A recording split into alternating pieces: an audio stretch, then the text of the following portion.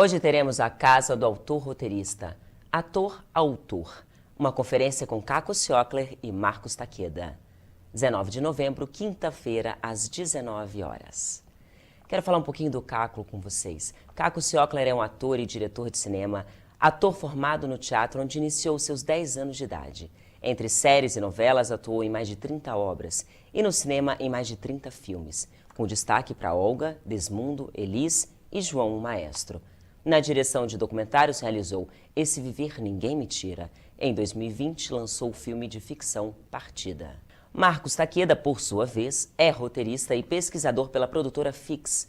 Entre seus projetos, a série Unidade Básica, feito pela produtora Gulani Filmes, que já foi renovada pela segunda temporada. Outros dos seus projetos Magal e os Formigas, EAS, que é o Esquadrão Anti-Sequestro, Saúde S.A. Atualmente escrevendo o roteiro do longa-metragem Bateau Mouche.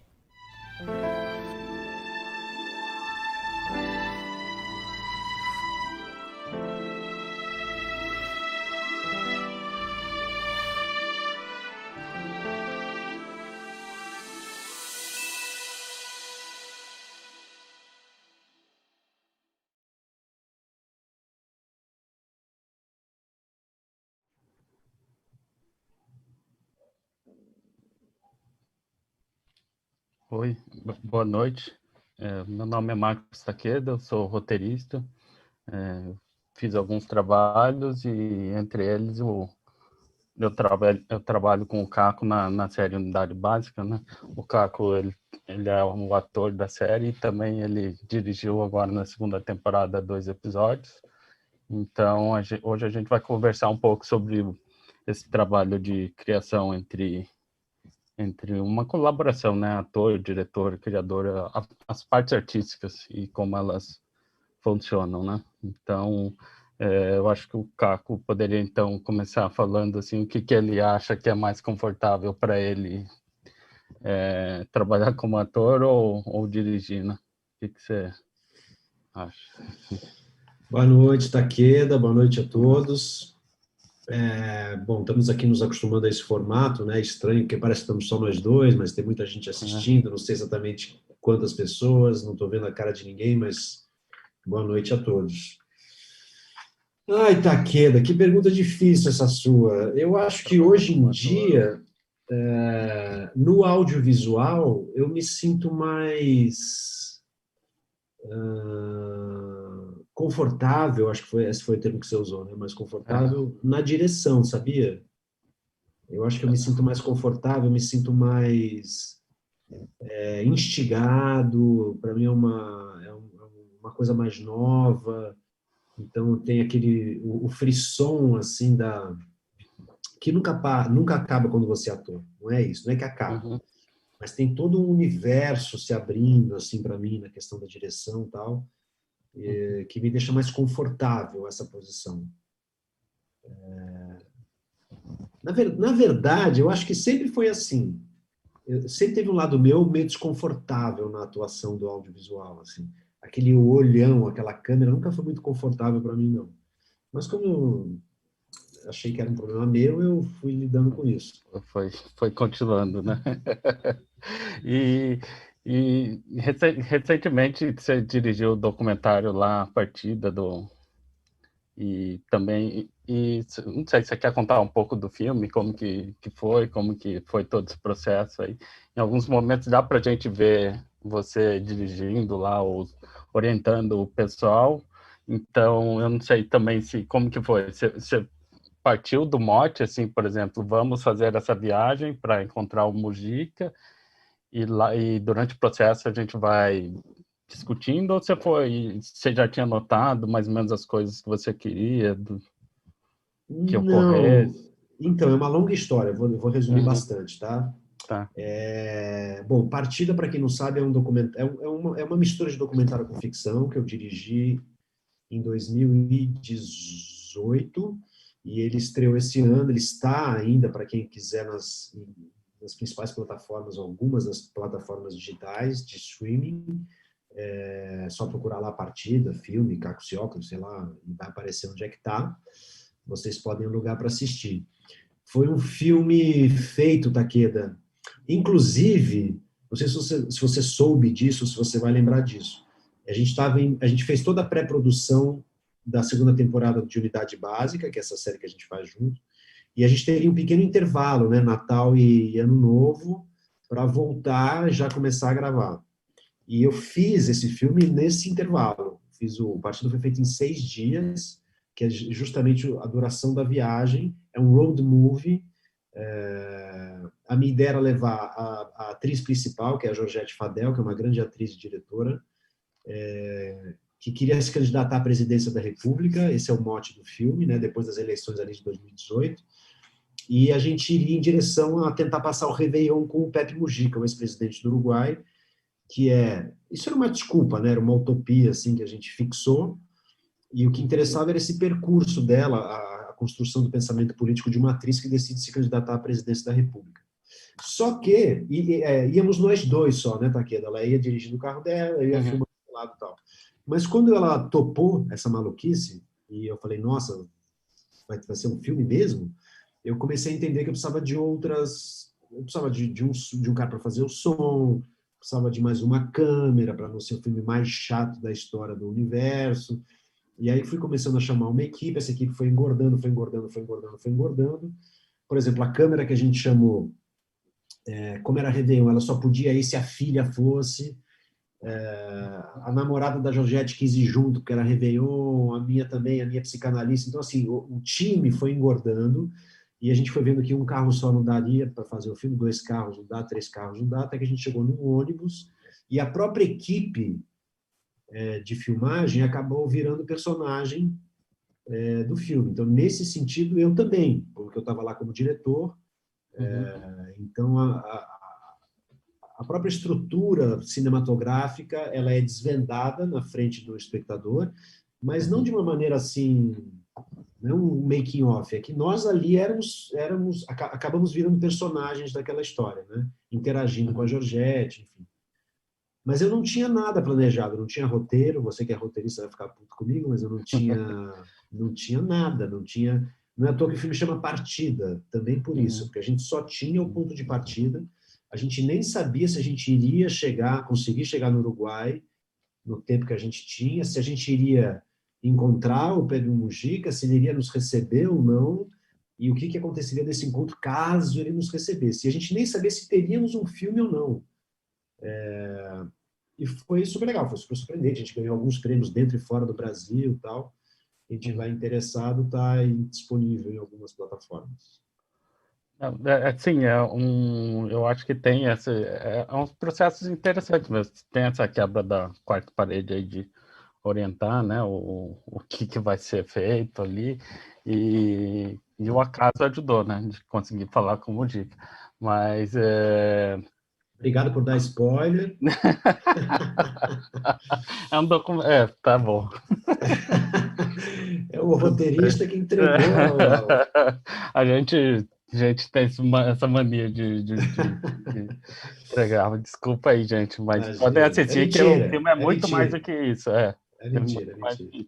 E o que é interessante assim, é que a gente está um pouco nessa onda de histórias que ajudem a unificar o Brasil e tal. Assim, unificar porque é no sentido de parar com essa coisa de polarização, né? Eu acho que o seu filme foi anterior, mas também tem muito disso, né? Porque acho que você colocou cada um ali representando um pensamento ali e funcionou bem. Foi uma resposta que quer dizer, eu nem sabia se seria uma resposta, acho que nem é uma resposta, mas eu digo uma resposta no sentido artístico. Foi uma devolução aquele ano de 2018 terrível. A gente estava muito assustado, o Bolsonaro tinha acabado de ganhar, a gente não sabia o que vinha pela frente. Aí eu falei, gente, em vez de eu ficar assustado, eu vou fazer alguma coisa. O que eu vou fazer? Eu vou passar o Réveillon nos braços do Mujica e não vou ficar no Brasil, porque dia 1º era a posse do Bolsonaro, né? Então, tem esse simbolismo todo. A gente fixou uma utopia, que é uma coisa que eu achava que a gente estava precisando, e continua precisando muito, e vamos atrás dessa utopia e vamos registrar o que acontece. Quando tinha esse time formado, Takeshi, eu achei que seria uma viagem muito homogênea. A princípio, a gente pensava todo mundo muito parecido. E aí sim, o único cara que eu chamei de fato, que eu escalei, digamos assim, foi esse personagem da direita, que é o Léo, que é um antigo amigo meu, que eu não via há muitos anos, mas que fazia teatro comigo, mas é um super empresário, tal, de direita, que tinha votado no Bolsonaro. Esse cara, eu falei, não, acho legal ter uma figura antagônica, para não ficar um filme todo afirmativo, né? É. E aí criou-se, a gente acabou reproduzindo essa polarização. E a minha grande curiosidade, tem a ver com o que você falou, era presenciar o que aconteceria. Porque assim, Jojete é comunista ferrenha, né? Léo é um empresário ferrenho, direitista ferrenho, assim, anticomunista ferrenho. A minha ideia e curiosidade, assim, mórbida talvez, era ver justamente isso, colocar os dois em convivência. Sim, para ver o embate, mas muito mais para presenciar o que aconteceria quando esse embate se esgotasse. Eu sabia que em 6 dias de convivência, 24 horas por dia, em algum momento esse embate se esgotaria. Eu queria ver o que surgiria dali, como uma possibilidade para o Brasil, inclusive, né? Uhum. É bem interessante mesmo. Realmente é um excelente filme. Assistam, gente. Também vou parar de falar aqui, que senão o Caco vai me matar depois aí, mas tudo bem. Assistam. Eles podem ou não ter encontrado o Mujica, tá? Não vou dizer mais. E, Caco, é o seguinte, assim, então vamos pular um pouco o tópico, assim, a questão de dirigir ali para ficção na televisão, ali como você dirigiu o Unidade Básica, assim, que você como que você faz assim a questão, assim, explica um pouco, talvez até fala um pouco da questão de como que você filma você mesmo, eu não sei como que funciona a presença do stand-in e tal, todas essas coisas assim de como que é esse processo e também como que é orientar também o pessoal mais do que realmente só trabalhar ali. Pode falar um pouco? Olha, assim, acho que tem uma diferença entre a realidade e o que você sonha, né? Uhum, Por que eu estou dizendo isso? Você sabe disso, você presenciou, você foi muitas vezes no set lá. A realidade da nossa série, ou de todas as séries, eu não sei falar da nossa, porque é a experiência que eu uhum, tenho. O nosso tempo é muito restrito, né? É uma correria, assim, realmente desenfreada. Então, assim, como era a minha primeira direção em ficção, eu fiz questão de me preparar, ou pelo menos achei que estivesse me preparando, o máximo que eu pudesse. Vi muita referência, não no sentido de copiar, uhum, mas no sentido de descobrir qual era o meu gosto, né? Eu assisti todas as séries que eu já tinha assistido e outras, mas dessa vez prestando atenção, eu sempre presto atenção nas atuações, né? Por ser ator, eu fico muito ligado nas atuações. E dessa vez eu fiz um exercício de entender as escolhas mesmo, né? De posicionamento de câmera, de linguagem mesmo, e fui afinando, fui descobrindo um gosto. Eu gosto disso, eu gosto dessa cena, eu gosto dessa cena. Por que eu gosto dessa cena? Porque eu vejo de novo a cena. Ah, entendi o que ele fez com a câmera, uau! Então eu fui desenvolvendo um gosto, e aí depois tentei aplicar esse gosto no teu roteiro, o roteiro que você escreveu junto com o Newton, de Unidade Básica, ali em casa. Então isso foi uma parte deliciosa, assim, falar, nossa, aqui acho que eu posso fazer, tal, tal. E depois vem a realidade, né? Que é você conversa com o diretor de fotografia, ali ele já fala, olha, isso sim, isso não, embora uhum, seja um anjo, assim, e comprou a ideia mais louca que eu tive, que foi aquele plano sequência super difícil, ele falou, não, vamos fazer, vamos fazer, vamos fazer, mas tem a realidade ali do set é muito cruel, né, assim, eu sempre falei, o dia que eu for dirigir, eu vou dar a maior atenção do mundo para os atores, porque eu sou ator, eu sempre achei que os diretores não davam a atenção que a gente merecia, ou não sabiam falar com os atores, eu sempre achei que quando fosse a minha vez, finalmente, mas não dá tempo, cara.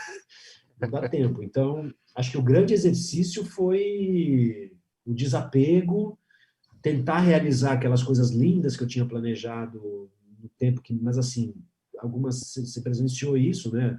Às vezes chegava no dia e falava assim, cara, você tem 5 minutos para fazer a última cena, e não foi mau planejamento meu, não dá. Não. E depois na edição, então assim, né, o que que fica, o que que não fica, o que que você quer que fique, o que que não dá para ficar, porque é o tempo do episódio, então assim, os meus episódios ficaram gigantes.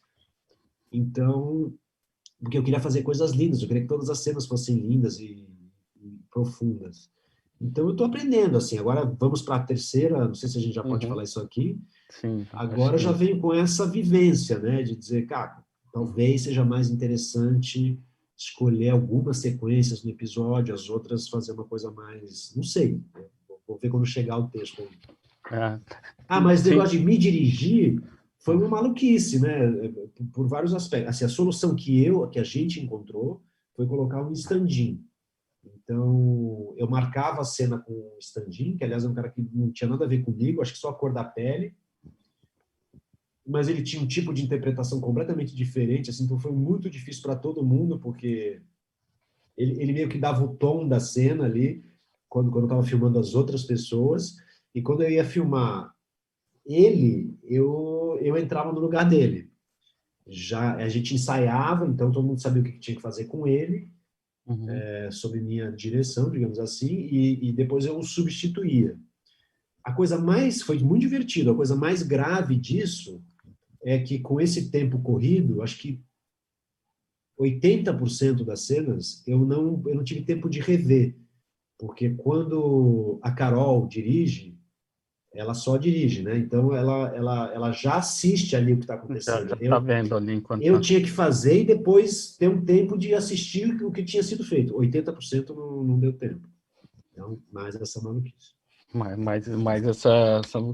E nessa questão, assim, nesse ponto, assim, falando de ator e de direção, o qual é importante, assim, você acredita que sejam ensaios, mesa de leitura, todos esses tipos dessa questão de participar como saber orientar o tom, todos esses.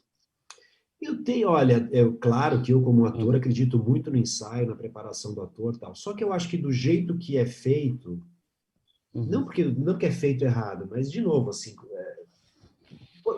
ninguém aprende uma técnica em uma semana, 2 semanas, 3 semanas de ensaio, né? uhum, Então, eu acho que o que a gente consegue fazer com o orçamento que a gente tem é um mínimo. O que é o mínimo? Você reunir o elenco antes, para que ele se conheça, para que cada um ouça mais ou menos o que vai acontecer ali, mas não dá tempo de muita coisa. A gente tinha uma preparadora de elenco ali muito boa, e acho que acertamos, que é uma batalha que geralmente não acontece, assim, de ela estar desde o começo do processo e ela estar no set também, né? Porque às vezes a gente faz uma preparação, o diretor não participa da preparação, e aí quando chega na hora de filmar, o diretor não sabe o que foi feito na preparação, e tem um desencontro ali de informação, o ator vem numa energia, o diretor quer outra coisa, e não tem ninguém que faça mediação desse diálogo, né? Então, nisso, acho que a gente uhum, acertou. Ela fez um belíssimo trabalho. Eu acredito, mas acho que a gente precisava de mais tempo.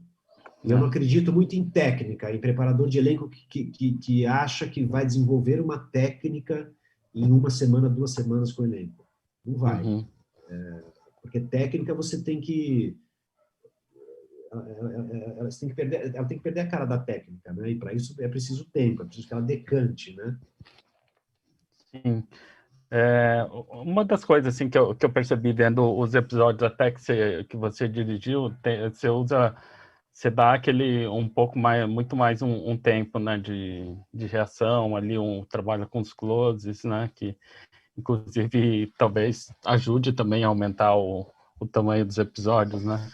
E, eu acho que nessa linguagem você conseguiu se aproximar um pouco mais assim a linguagem até das séries que a gente vê um pouco lá fora, né? Que eu acho que aqui a gente tem muito pouco, talvez, dessa, dessa reação, deixar um pouco o ator trabalhar, assim, Nossa, você falou uma coisa espetacular, assim. Eu tenho visto bastante coisa e tem umas Uhum, séries assim que respeitam, que dão uns tempos assim, que eu falo, gente, que coisa linda. E eu falo assim, gente, aqui no Brasil já teria sido cortado há muito tempo. Uhum. Então, é isso, é uma demanda de os episódios eram muito curtos, e é isso, quando você tem que cortar alguma coisa, você vai cortar o quê? Você vai cortar silêncio, né? É, Eu acho um crime. É como se toda a informação tivesse na fala. Isso é um crime, né? Imagina. A informação não é. está na fala, a informação está na maneira como você fala, na maneira como a pessoa que recebe, recebe. Então, eu Uhum. sou fã dos tempos. Eu dirigi 2 episódios, um deles ficou com o dobro do tempo. Eu até batalhei lá com a Gulani, que é a nossa linda produtora, para a gente transformar em 2 episódios. Mas não foi possível. Então, você imagina que é cortar metade de um episódio, é uma dor no coração. E o nosso editor maravilhoso falou, cara, que você tem que dirigir cinema, cara, porque você está fazendo uma coisa mais de cinema, assim. Eu não acho. Não. Eu acho que as séries só tem a ganhar se Uhum. respeitarem a vida, né? Eu acho que hoje em dia a gente já praticamente se equiparou a qualidade da televisão com do cinema, né? Do tipo, hoje em dia você consegue se produzir coisas fantásticas para televisão numa velocidade. Lá fora, eu acho ainda, né? Aqui acho que a gente ainda não está chegando. Você vê séries, sei lá, como Good Place lá, que tinha um monte de efeitos especiais. Poxa, era um episódio por semana. É quase uma animação em live. Série The Boys da Amazon também, cheio de efeitos especiais, cheio de coisa.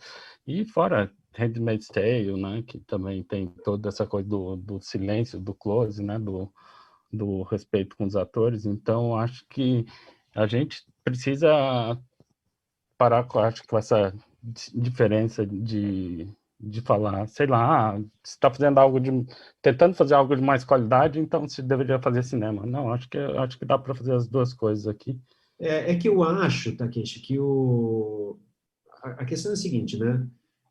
Eu concordo com você, em termos de Uhum, produção, de qualidade de imagem, isso tudo está tudo resolvido, assim.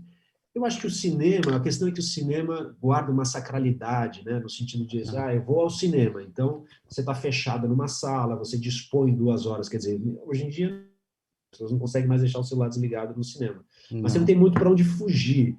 A televisão, o computador, é uma coisa que você pode dar pausa a hora que você quer, de repente alguém conversa com você no meio. Então, acha-se acha-se que é preciso que nessa Uhum, linguagem aqui das séries, né, a coisa seja o tempo inteiro preenchida para que o espectador não troque de canal, para que o espectador não desista da série. E é certo isso. É que eu acho que o preenchimento não está na fala, não está na ação. Né? uhum. Porque ação, ação, ação, é que nem música, música, música, música, sem pausa, não é nada, é um barulho, né? Então, o que eu acho que a gente tem que entender e acreditar mais, eu acho que a gente vai. Eu vou contar uma história muito curiosa. Eu estava fazendo um curso de Fellini, que a Globo ofereceu ali para os seus Uhum. funcionários e grupo artístico e tal. E a gente está falando sobre isso. Tá? E aí mostraram uma cena, eu não vou lembrar agora que cena que era, de uma época onde esses tempos eram. E era um filme e tal. Acabou a cena, as pessoas todas estavam assim, tá, num estado que eu não via há muito tempo. Então, eu acho que daqui a pouco os silêncios, as pausas vão voltar a ser novidade. É tipo um vinil, sabe assim? Nossa, Ah, olha eu- isso, olha o ah, silêncio, né? Que a gente está tão comprometido com o preenchimento, cara, que daqui a ah. pouco o silêncio volta a ser a grande coisa. Tomara. Porque realmente hoje em dia você vê assim, aí já não é só aqui, mas lá também dessa questão de tipo preencher com música, efeitos sonoros, todas as coisas assim, parece que você está usando tudo que você pode para reforçar uma única coisa, né? E aí É, as cenas param de ter o subtexto, né? Param de ter ficam só nessa coisa para o espectador de tipo cena atrás de cena, passa informação e eu acho que a gente deixa de conectar. Acho que daqui a pouco nós vamos ter esse isso resgate. é como eu falei, um eletrodoméstico, né, que tem que competir com as outras coisas. Mas eu acho que a estratégia está errada. Vide essas séries que a gente está citando que respeitam isso. Eu acho que quando a gente começar a dar alguma coisa aqui que a nossa vida já não tem mais, as pessoas não vão querer ser interrompidas. Você fala, peraí, estou vendo um negócio aqui que eu não estou acostumado, né? Se a gente ficar tentando competir com a vida, com o cotidiano, aí vira qualquer moda. Aí começa a ficar complicado. O diretor de teatro dá mais atenção para o ator, é que o teatro não funciona sem um ator. Mas eu gosto de trabalhar com artistas coautores, assim, e ator, para mim, ainda mais. Acha aquilo que você idealiza e a prática tem uma longa distância. Se você não está atento a essa distância e não